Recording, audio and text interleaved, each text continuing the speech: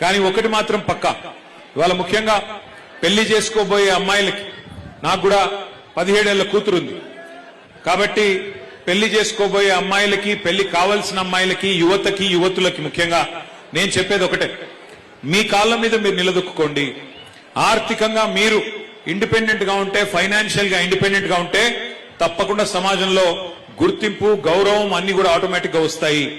ఎంతసేపు మనం ఇంకెవరి మీద డిపెండెంట్ ఉండే పరిస్థితి ఉంటే, వేరే వాళ్ళ మీద ఆధారపడే పరిస్థితి ఉంటే మరి దానివల్ల వచ్చే ఇబ్బందులు మీరు అడగొచ్చు, మీ ఇంట్లో అమ్మని అడగొచ్చు లేదా పెద్దవాళ్ళని అడగొచ్చు, చెప్తారు.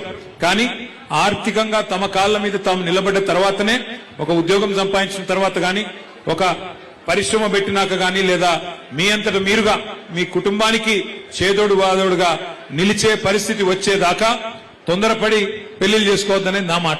ఎందుకంటే నా సూచన కూడా, ఎందుకంటే వాస్తవానికి ఎన్ని చెప్పినా తొందరపడి పెళ్లిళ్ళు చేస్తూ ఉంటారు మన దేశంలో. కానీ అమ్మాయి తన కాలం మీద తాను నిలబడితే, ఒక ఉద్యోగం సంపాదించడం కానీ, లేకపోతే ఇంకో రకంగా కానీ ఫైనాన్షియల్ ఇండిపెండెన్స్ వస్తే ఆ గౌరవం వేరు, ఆ స్వాతంత్ర్యం వేరు. కాబట్టి తప్పకుండా ఈ మహిళా దినోత్సవం సందర్భంగా భవిష్యత్తులో మళ్లీ అధికారంలోకి మీ ఆశీర్వాదంతో వచ్చిన తర్వాత మరిన్ని కార్యక్రమాలు, భరోసా, సఖీ, షీ టీమ్స్, కేసీఆర్ కిట్లు, కళ్యాణ్ లక్ష్మి ఇట్లాంటి ఎన్నో కార్యక్రమాలు, వీహబ్ లాంటి కార్యక్రమాలు ఎన్నో చేసుకున్నాం. దీనికి రెట్టింపు తప్పకుండా భవిష్యత్తులో కూడా చేసుకుందాం.